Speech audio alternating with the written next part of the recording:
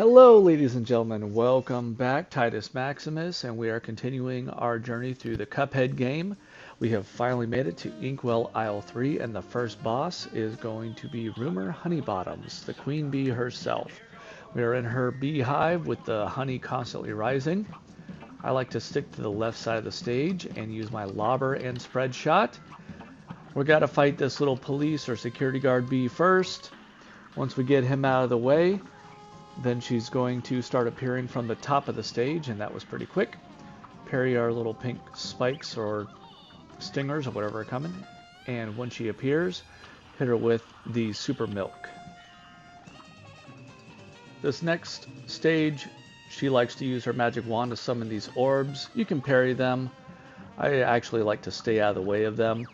Also, she'll use it to summon some triangles that will shoot parryables from it. Once again, just avoid the main object and dance around it. I will hit her with the lobber when I'm farther away and the spread shot when I get close up.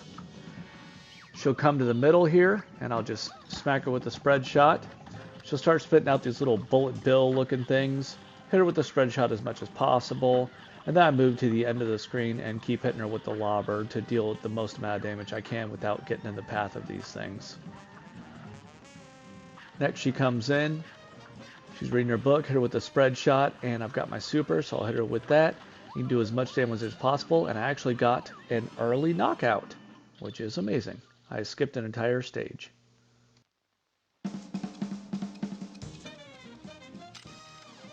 And let's let the score rack up.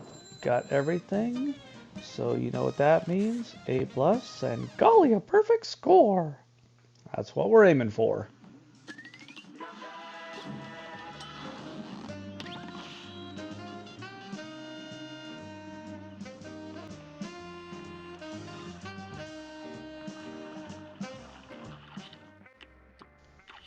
After Rumor, we move down to the bottom of the map, where we take on Captain Brinybeard. I switch to the Chaser, and I make sure that I have the smoke bomb equipped, along with the roundabout, so I can deal the maximum amount of damage for him. His hitbox is super high up, so the Chaser, as you can see, goes straight to him.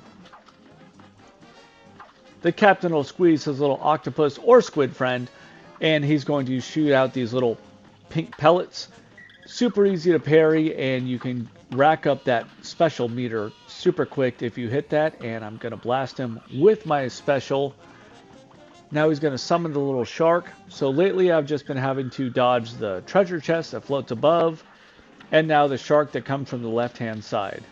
Hit him with a couple specials here, and he's going to start squeezing the squid octopus guy again. A new whistle means a new attack. Now the ship is going to be sending out the cannonballs, and I have a little dogfish. That's really funny. Leaping out of the water. That's why I like to use the roundabout. If I use the tracer, it goes straight to the captain. But if I use the roundabout, then it's going to go toward the dogfish on the ground. Hit him with another special to do massive damage and get him to his final stage. The final stage, the ship gets real mad and he exposes his uvula. And yes, kids, that is a real word.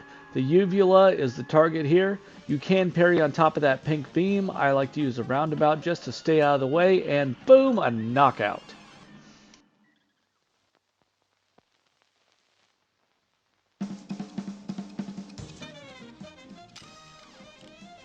$120, not bad. 3 out of 3, 3 out of 3, 6 out of 6, 2 stars, and that means it is an A+, and golly, a perfect score.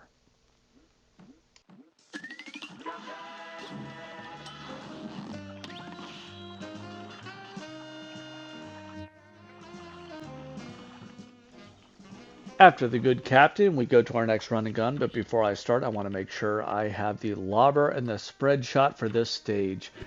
Perilous Piers. Like the other run and guns, I'm going to dash and use my smoke bomb to move kind of swiftly through the stage. I like the lobber because it'll bounce and it'll hit these little enemies on the ground and take care of them rather quickly.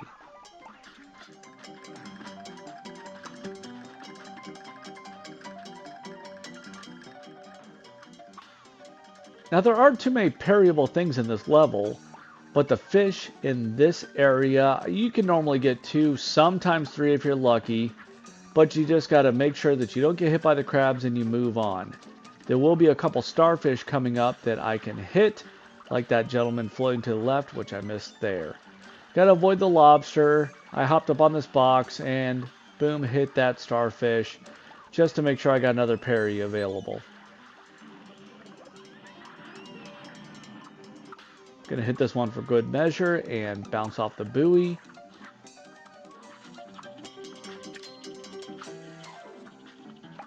After getting that coin, I just hop across a couple platforms, hit a buoy, and now I'm on to the most arguably hardest run and gun portion of the entire game.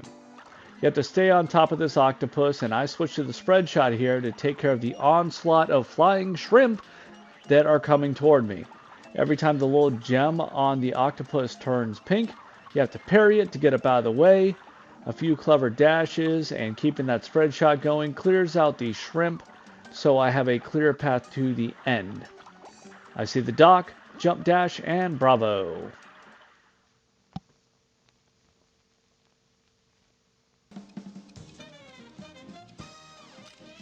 Time 141, we're there. 3 out of 3, 3 out of 3, 5 out of 5. 2, and that makes it an A+. Golly, a perfect score!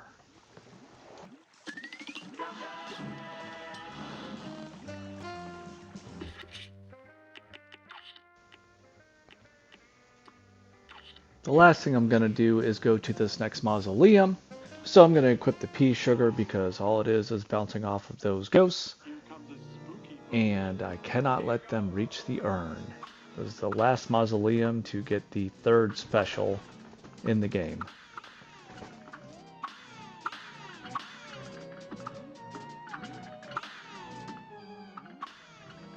All the ghosts come in at different speeds, so you really need to pay attention to which one is coming in the fastest to take care of it first. The big one with the funny looking nose will split off into 2 smaller ghosts, so you need to be ready to pop those ones once you get rid of the big one.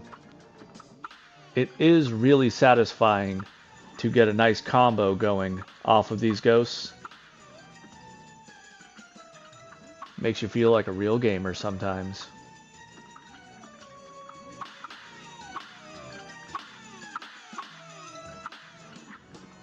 Just like that.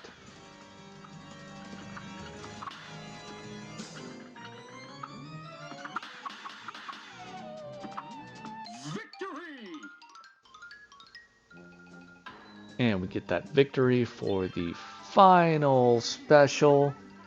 Hello, Miss Chalice.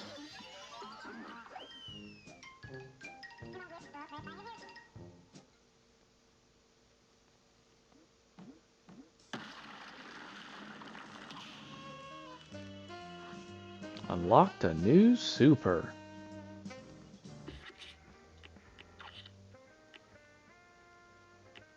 So number 2 is invincibility, number 3 is the giant ghost. I'm going to stick with the milk.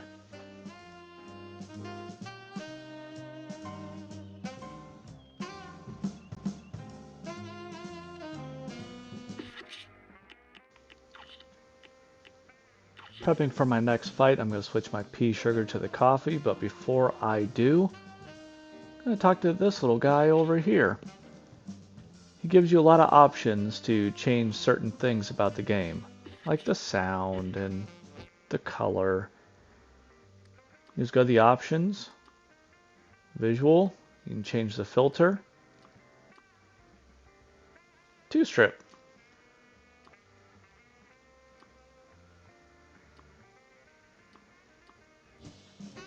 Change the whole vibe of the game. Well, I think that's it for this episode. When we come back, we will continue on Inkwell Isle 3. Till then, thank you very much. Have a great day.